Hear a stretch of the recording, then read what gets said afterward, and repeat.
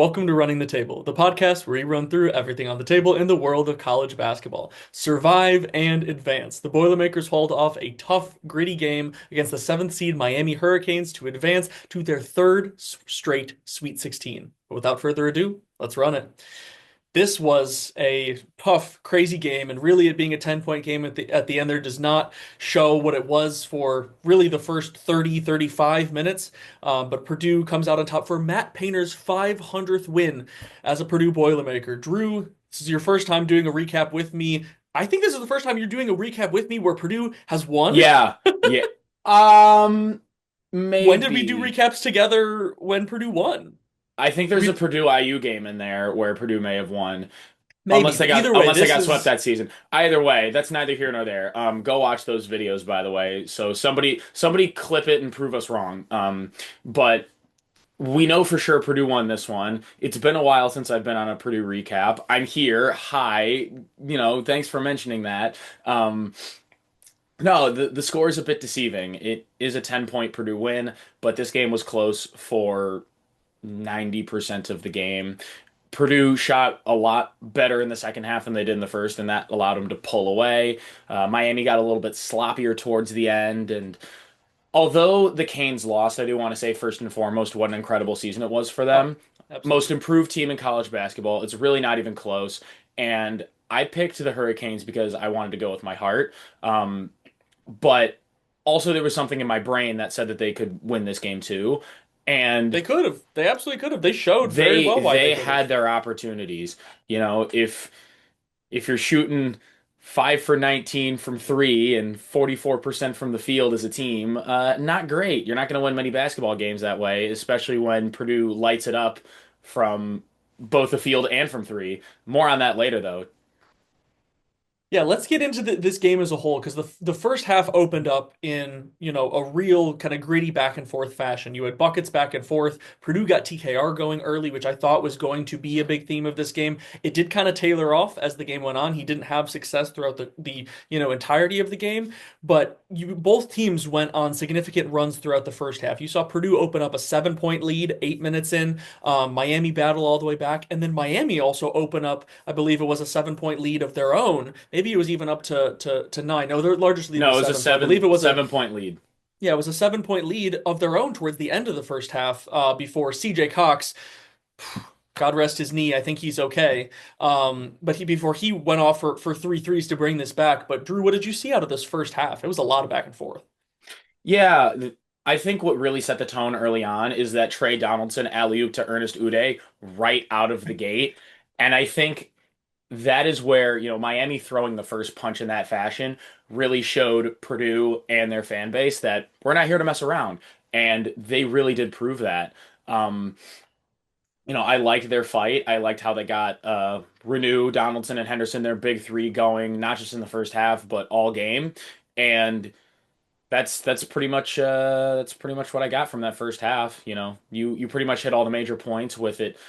Each team going on their individual runs and keeping it close, but not letting it get too far away, but coming back. And at the half, you were thinking, hey, this could be anybody's game. Yeah, absolutely. I mean, quite frankly, it could have been a whole lot worse for Purdue if CJ Cox didn't go crazy and hit those three threes right towards the end of the half. But in general, I think in the first half you got Malik Renew going a little bit. Overall, he doesn't play that well for the game. We'll get into some of the individual stats later. But I think it was more of the fact that Miami did a good job of understanding their way to win this game was to attack Purdue off the dribble. They got a couple of threes. They definitely got some open looks that, either did or didn't go down. They didn't shoot great from three, only, 26%.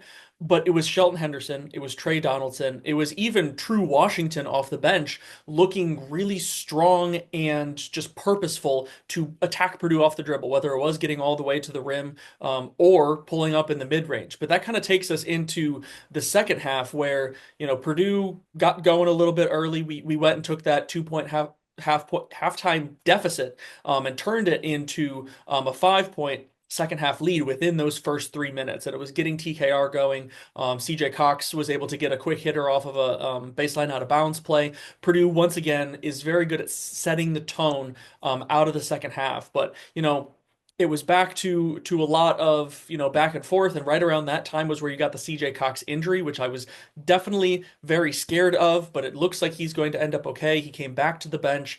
Reports on the broadcast were saying he was trying to, test it out, do a little bit of running back. So I think the big thing for him is rest up.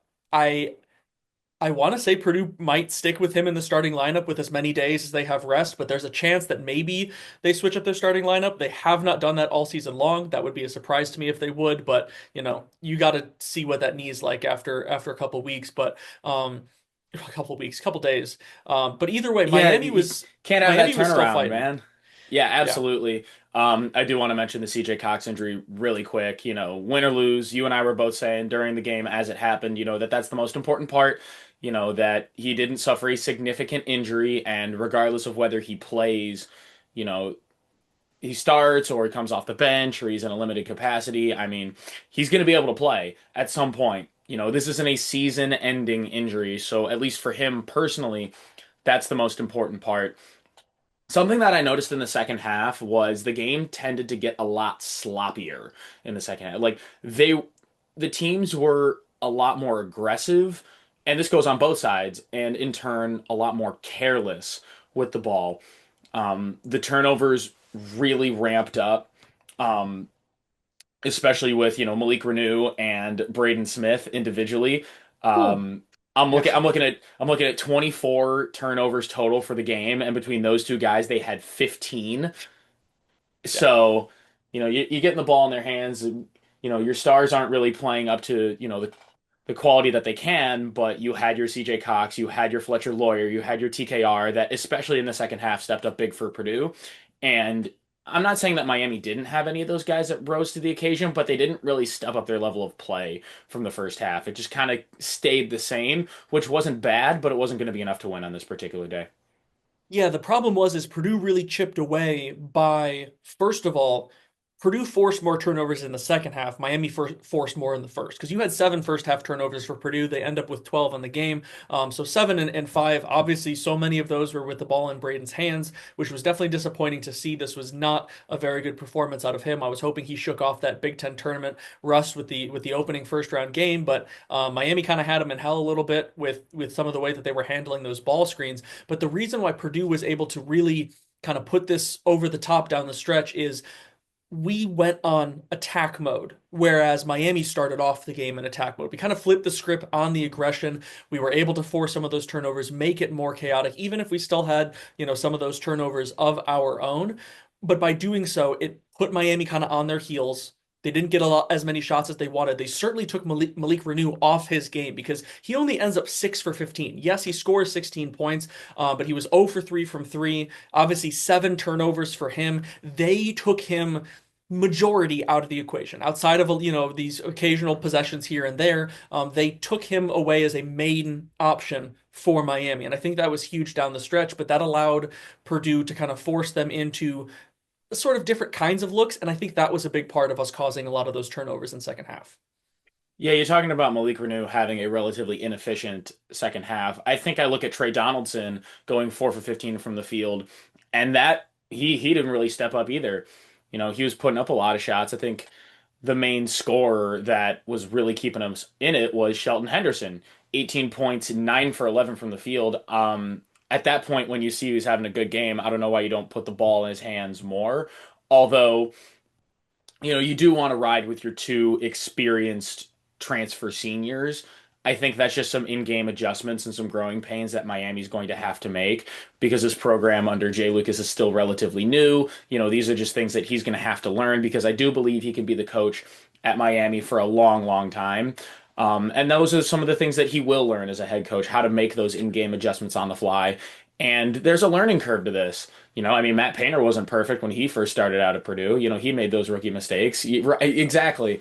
You know, you got to learn and lose a little bit before you can then take that next step to become true perennial contenders. And I think there's a pathway for Miami to do that. But it's games like these where you've shown that, you didn't quit, you didn't give up, you fought the whole way, and it was a lot closer than the final score said. I think that's a lot to be proud of. I know it kind of started as like, what did you see from the second half? But I kind of brought it, Full circle. rambling on to where, The glass is half full for Miami. That's running the table recap style. You start off having 1 point and you end off in an entirely different universe with what we're talking about. But no, I That's our totally conversations in general, not just here, all the time. that is not just in front of the camera. Absolutely. I think the big difference maker was the fact that Miami went on a stretch in the middle of the second half where they were just cold from the field. They struggled to make shots. Purdue was able to get to the free throw line. They got a couple of shots to fall, a couple of big time threes to help swing the momentum. Definitely also a pro Purdue crowd in, kind of the middle of the country. Purdue traveled well to St. Louis, Miami. I'm sure they had plenty of fans there still, but a lot closer for Purdue fans to be able to make that drive. You got the crowd into it. And Miami just couldn't get a lot going outside of trying to get to the free throw line. That's how Purdue was able to open up, a 9 point lead with 7 minutes to play. Whereas, just a couple minutes prior, even at the 11-minute mark, it was a 3 point game. So it's those couple of minutes strings, those stretches. Evan Mia has the kill shot stat. It's those kind of runs that are just killer when it comes to momentum switches in the game. And Purdue took advantage of that and just kind of held on as much as they could the rest of the game, despite Miami did, putting up quite a fight in those last couple of minutes to bring the game back within, just a couple of possessions. Yeah, I would be remiss if I didn't look at the free throw percentage for Purdue. 21 of 22, Huge, 95%. huge. That is insane for any team in any game, much less a dogfight with a young, hungry team that's, ready to prove themselves, And but much less make for a Purdue team that only shoots about like 73, 74% on average. That's the other big yeah. thing. Purdue doesn't shoot like this most of the time from the free throw line. Well, they don't usually shoot like this from three-point land either. They're 57% from three, which But we granted, know that 8 for Purdue is 8 for always able 14. to do that for a game. We know that they're always capable. I'm not Sure. usually thinking that Purdue's going to shoot 90 plus from the free throw line. I'm not going to games saying like, hey, we could have an amazing game. It feels like free throws are a much more consistent thing. Whereas for Purdue from three, there are games where they'll shoot 60 and then there are games where they'll shoot 30. We kind of just fell on a good night where, we were able to be a lot closer to that 60% range. And that really made the difference along with those free throws. Yeah, you want to have your insane three-point shooting nights in the tournament and not late in the regular season, a la that losing stretch that Purdue had. But they've clearly righted the ship and they're still playing. That first missed free throw from Oscar Clough, the lone missed free throw, it came with what, 2, 3 minutes left in the game? Couple minutes left, yeah. So that is absurd. I wasn't saying anything to anybody. I was texting a lot of people at their game. I did not mention free throws once because I knew as soon as I talked about free throws, we were going to start missing. I was like, nope, I'm not going to do it. I'm not going to do it. And then Oscar missed. And I was like, okay, it's no longer a jinx. I was happy to get us, however many straight that we did at that point. I want to say that was like 14 out of 15 at that point it was when he missed. Yes, because your energy from a few states over is going to matter with these college basketball players shooting free throws. All He's I want not to say superstitious, he's a little stitious. all I want to say, I cracked open a triple X root beer for the second half, and all of a sudden, Purdue went crazy. So the West Lafayette Voodoo Magic is alive and well. But I want to go What on does that even mean? What are you talking about? triple X root beer, baby. It's all about triple X in the West Lafayette, Indiana.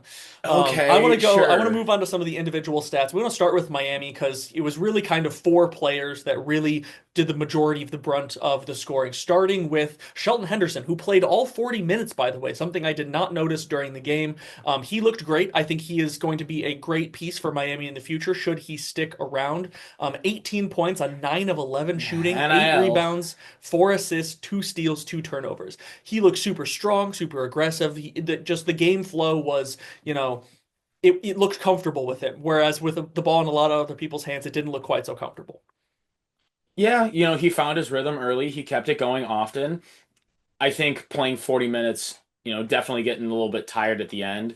Um, Didn't bother him but too much. He was 9 for 11 from the floor.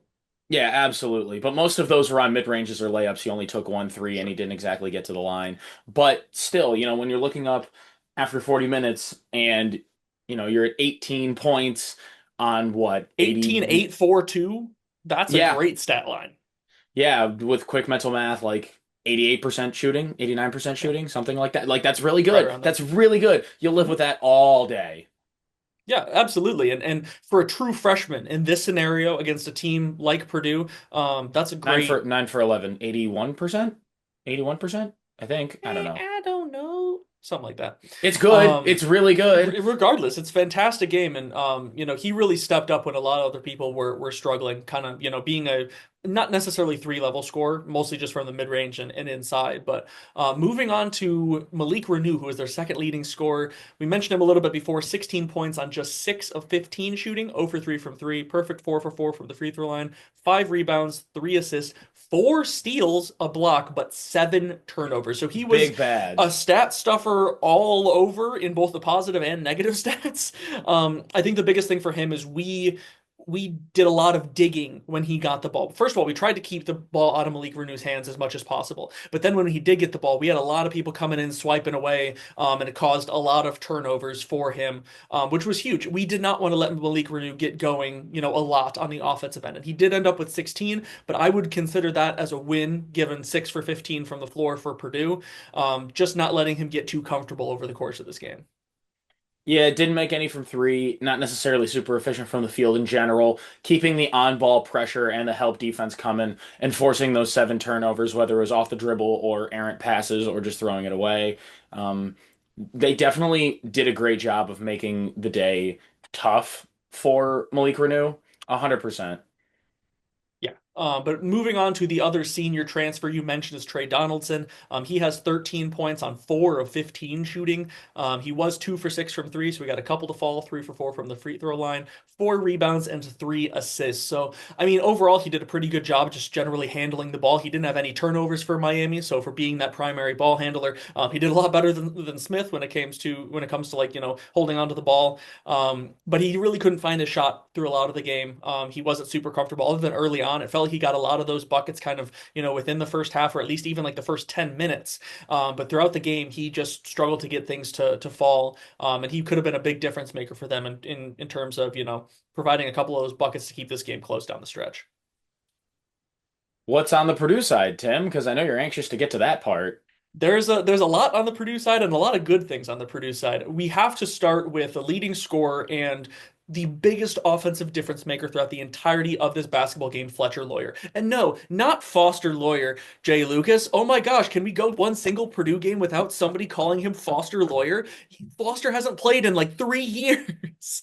But Fletcher ends up with 24 points in 35 minutes on 6 of 7 shooting. You talk about efficiency. He was a perfect 4 for 4 from 3, 8 for 8 from the free throw line, a rebound, 2 assists, a steal, and 2 turnovers. He looked so comfortable. Whenever that shot went up, he didn't shoot very often, but when he got a shot off, I was like, let's go, and it just went in. Other than his one miss was that end of the shot clock just kind of heaved from mid range because the ball just ended up in his hands with a second or two left on the shot clock. But other than that, he was literally perfect.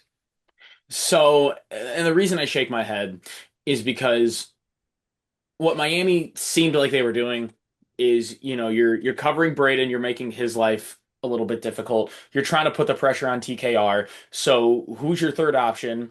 Fletcher Lawyer and say, here, beat us. And he did. He And did. and when you get 24 from Fletcher Lawyer on near perfect shooting, you just got to tip your cap and said, all right, I guess it was just your day today. Yeah, I mean, it was clear that Miami's, game plan was to just generally make Braden's life miserable. And they did that, and they did it well. First of all, even when Braden got shots, he shot at a very low percentage. We'll get to him pretty soon. He also turned the ball over a lot. That's going to be a recipe for a lot of teams for success if they're able to take Braden out of the game offensively. Now, he still ends up with those 8 assists, but that does it opens up a lot of the other options for guys like Fletch and even TKR in that aspect. But You mean when you, Foster? no, I do not, believe it or not. Um, Caleb first? no, he's off in med school here actually at Ohio Wilberg. State. So good for him. Okay, you Wilberg. can stop just Wilberg. saying Wilberg old mentioned. Purdue players' names. Wilberg But mentioned the future the big Purdue the big thing transfer with the backup way center. that Miami defended Braden meant that it was going to put themselves in some rotations and get the ball to other players with the opportunity to score. And that's the big thing that Purdue was able to do is other guys were able to step up. Fletcher being one of them. The next, of course, being TKR, who has 19 points on 8 of 16 shooting, a perfect 3 for 3 from the free throw line, which is great for a 62% free throw shooter. 9 rebounds, 2 assists, a steal, and a turnover. He did a lot of his work early. I think down the stretch, he definitely struggled to have as much rhythm as he did early on. But the big thing was is he stayed aggressive. He kept being a threat to score, and also was one of our two main rebounders. Him and Clough are really the only guys on this team that could get any rebounds down. But overall, just a cool, calm, collected presence for Purdue that was able to do a lot for us down the stretch, even if he couldn't get some of those shots to fall. Yeah, I'm looking at this box score. A quick transition to Clough. If you would have told me that he would have been the team leader in steals for Purdue, that would have been kind of wild, Yep. being the power He had forward great grounding the active hands blocks. today. But yeah, 3 steals, 2 blocks. He made his impact not so much making baskets, but the other impacts areas of the game. Well, yeah, and that was huge for this game because all credit to Ernest Uday Jr. He did an amazing job guarding Clough. He made life He tough. difficult.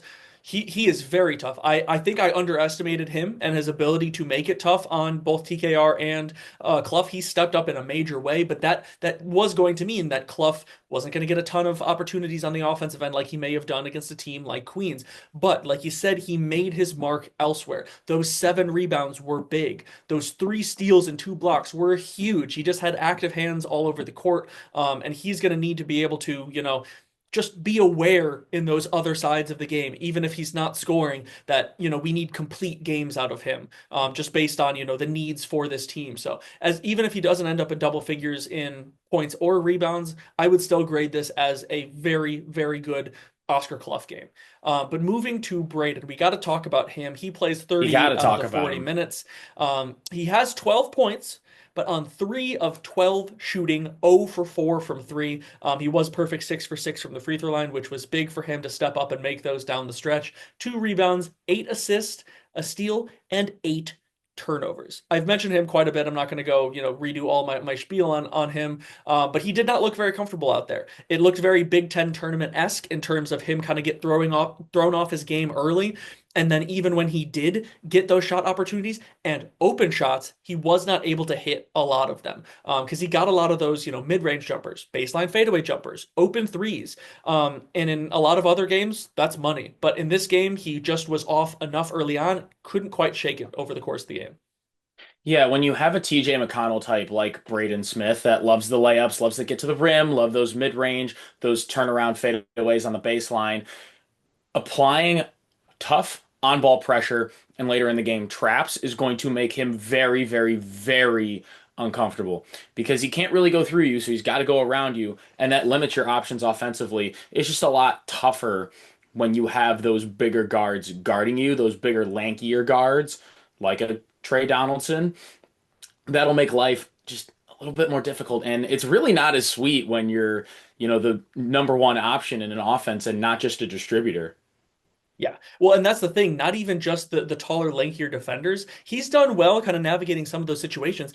It's the taller, lankier, more athletic ball screen defenders. It was that second defender coming in that he couldn't just sprint around all the time. That's what he has a lot of success at, even if he has, a taller, lankier defender on him. But give all credit to Miami's, ball screen defenders. They were able to keep him from turning the corner quite a bit. And even when he did, like I said, he just wasn't able to, make a lot of those shots. And he also just didn't look quite as confident in some of his passes on those ball screens, which turned into, those 8 turnovers. But the last starter to talk about is CJ Cox. He only plays 18 minutes because of that injury, but still ends up with 11 points on 4 of 5 shooting and 3 for 4 from 3, a rebound and an assist. So really hope that he can get healthy because this game could have gotten out of hand a lot faster or just generally earlier going into halftime if he doesn't make those 3 straight threes before the half, and then he made another bucket early on in the second half. So he is a very integral piece of this team.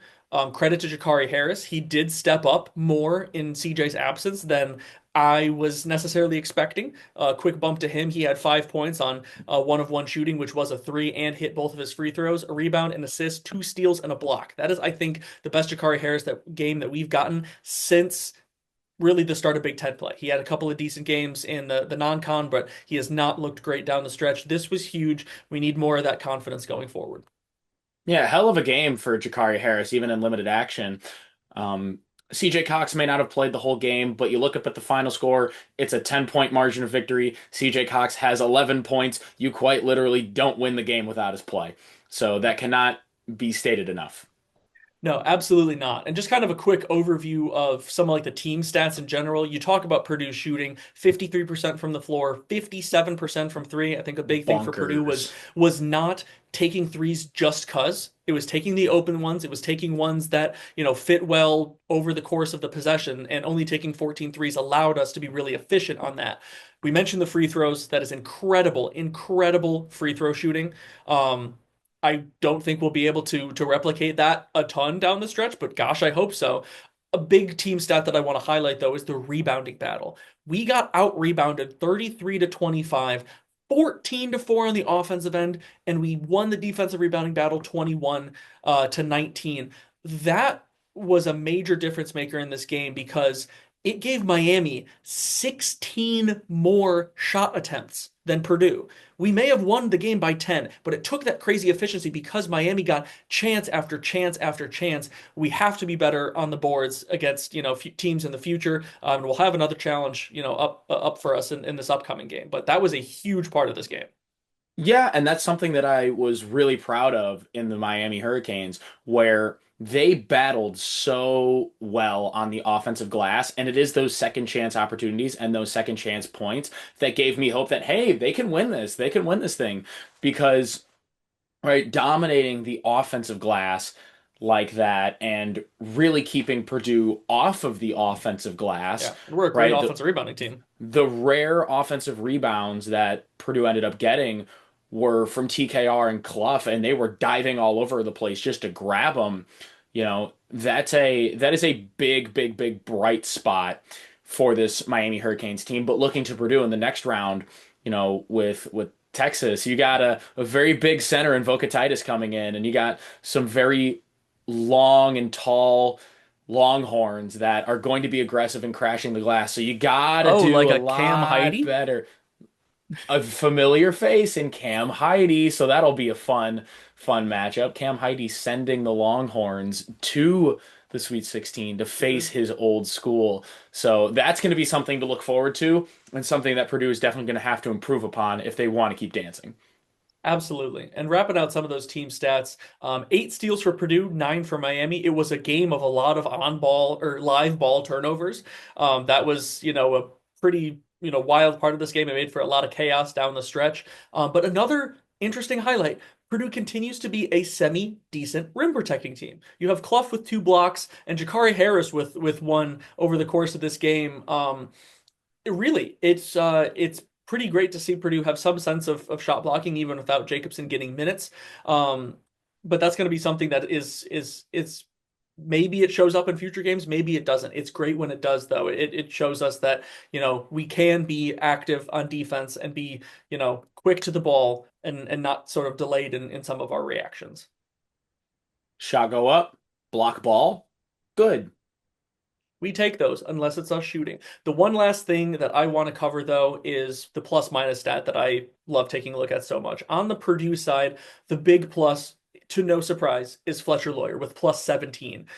He was fantastic. It was really just because of his scoring. When he was out there, buckets were going in. But outside of him, you've got, even despite the turnovers, +8 from Braden, +8 from Clough, +5 from TKR, +3 from Cox, even +2 from Jakari Harris, and +5 from Benter. And hilariously enough, +2 from Daniel Jacobson in the 2 minutes he played. So this is the first time that Daniel Jacobson was plus in the plus minus, and it's because he only played 2 minutes. Any positive is a big positive when you're a Purdue We'll Boilermaker. we'll take it. But on the Where's Will Miami Bird? side, right where he belongs with Wichita State. But on the Miami side, yes, you lose by 10. You're going to see a lot more negatives on this side of the stats. But I was a little bit surprised. Every single player that played was in the negatives. The biggest being Trey Donaldson at minus 15. And I think that was mainly just because his shots weren't really falling. You have minus 12 for Shelton Henderson, despite his amazing performance. That just really comes with he played the whole game. You're gonna wait, how does that work? Shelton Henderson played all 40. How could he be minus 12 if Purdue only won the game by 10? That's a fantastic question. I have no idea if that's even possible. I think that stat on here is just wrong. Uh, but you have minus 8 from I'm not Ernest gonna question. Uday, I don't know. minus 7 from Math is Dante weird. Allen, minus 3 from Washington, and minus 4 from Malavec. So It's a head just scratcher. overall, that's going to happen when you lose a game by 10. I think it's more important for me personally, obviously, to focus on the Purdue side and the guys that gave you very quality minutes over the course and just really battle down the stretch. And that's what it's going to take in the Sweet 16 and beyond, should we be able to make it. But Drew, any last thoughts about this game and about the Miami Hurricane season? Yeah, great season. Not much more to say than what I've already said. This team will be back. They will be right back here. I am completely confident of that. They'll retool, reload, get in the portal, use that NIL money that I know the Miami Hurricanes have, and we're going to be right back here.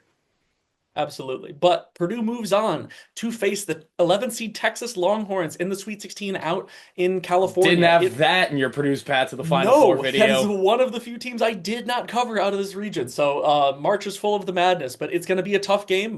Texas is certainly on a roll, and we'll see if we're going to be able to stop their momentum in its tracks. But that's all we've got for today. The Boilermakers special keeps on chugging, and so do we. We'll have more recaps, more predictions as this bracket starts to narrow down on the road to Indianapolis. Stay tuned for so much more in the coming weeks here on the channel. But if you want more from us, like, comment, and subscribe. And until next time, we're out.